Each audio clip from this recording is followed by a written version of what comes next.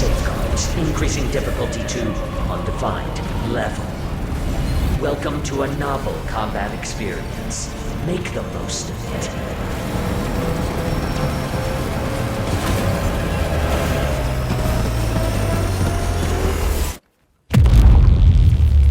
Last chance. This ends here.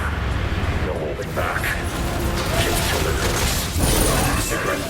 Hello and welcome to the Ramen Spot. Today we're going to present to you a complete review of EXOPRIMAL. We have both played the game and finished the story with over 74 combined hours of gameplay and 158 matches, so we can guarantee that we know the game well enough to share a fair review with you all. Let us tell you about why we love it so much. You're dumb enough to join us! Welcome to the Hammerheads! At its heart, EXOPRIMAL is a third-person multiplayer shooter where you are an exofighter, a pilot who fights by wearing a specialized exosuit. These exosuits function as character classes in the game and have specialized loadouts for doing damage, tanking, or providing support for your team. Despite all this advanced weaponry and fighting ability though, you and your team spend 3 years patrolling a remote island that used to be a very important technology and research site until disaster struck, and all of its inhabitants either died or were evacuated. Meanwhile, all over the world, strange vortexes have been appearing and opening, and dinosaurs have been spilling out. Yes, dinosaurs. Velociraptors, Stegosauruses, and Tyrannosaurs stomping around Starbucks.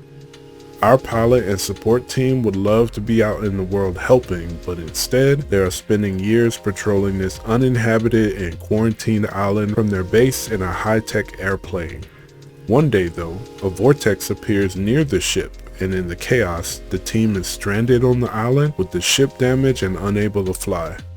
While trying to assess the situation and find a way out, the artificial intelligence that oversaw all of the technology on the island, Leviathan, begins pulling your exosuit pilot into time vortexes in order to gather combat data by simulating your exosuit battling dinosaurs.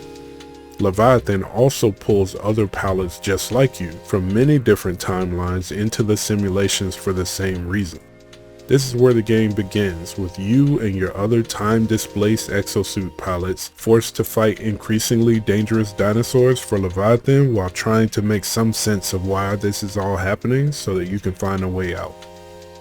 If this premise sounds wacky enough, strap yourself in because this game's story is a wild ride. Of course, there are dinosaurs, mech suits, AI, zombies, time travel and its paradoxes, but there's also doppelgangers, double crosses, quiet moments, plot twists, and enough insane story details to make you stop for a second and say what the heck, or that is gross and messed up. And all of it is awesome. So when you play this game, you get to choose between different exosuits with different abilities and roles, and the game always advises when it comes to balance, but never forces a role upon you. Want to do a match with only tanks? You can. There are 3 different roles. The first is Assault, which are the exosuits that can output massive damage at the expense of armor. That means that they can easily be destroyed by big rampaging dinosaurs or huge waves of smaller ones. Shinley mostly played this role and found a particular love for the Zephyr exosuit with its ability to rush enemies and take them out fast with big melee damage up close.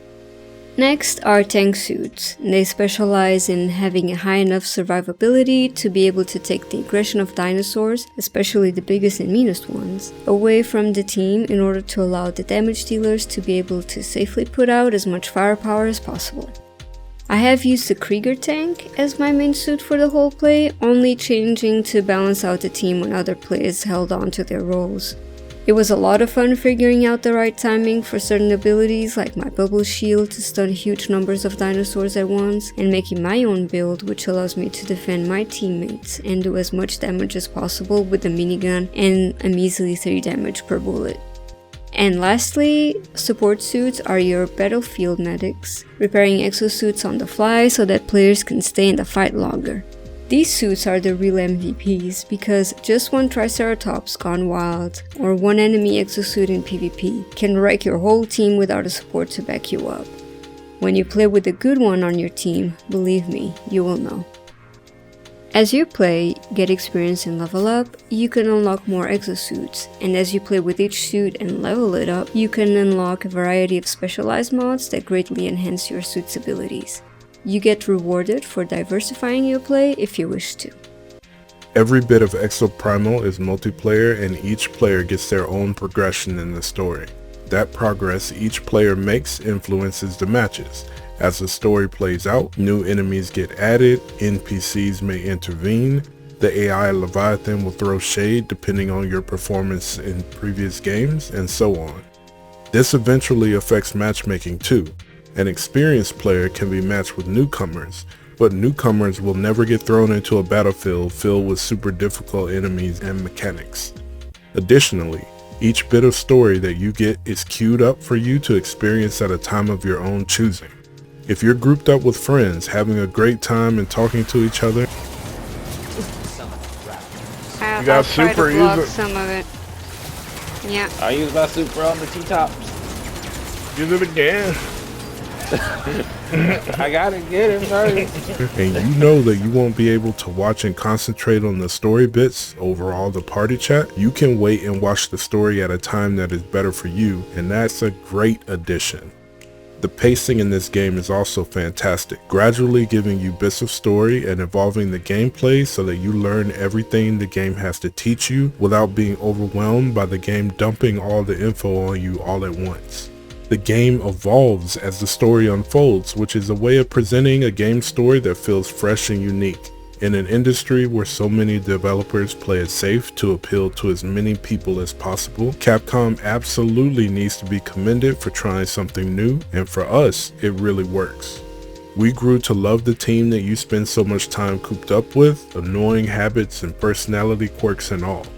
The writers and voice actors brought so much care to these roles that the Hammerheads, especially the sweet synthetic assistant Sandy, quickly became new favorites, which is very rare for a new intellectual property such as this. Also, Ace is cheating. I knew it. You monster. I can't believe This it. whole time. Wow. For shame. You should be ashamed. Give it back. All of it. I know how much it is. In certain points of the story, you'll get thrown into multiplayer matches that will have a raid-like feel, where both teams come together and the diverse mechanics of the game have to be used in order to defeat wave after wave of smaller dinosaurs and some very advanced and dangerous big bosses.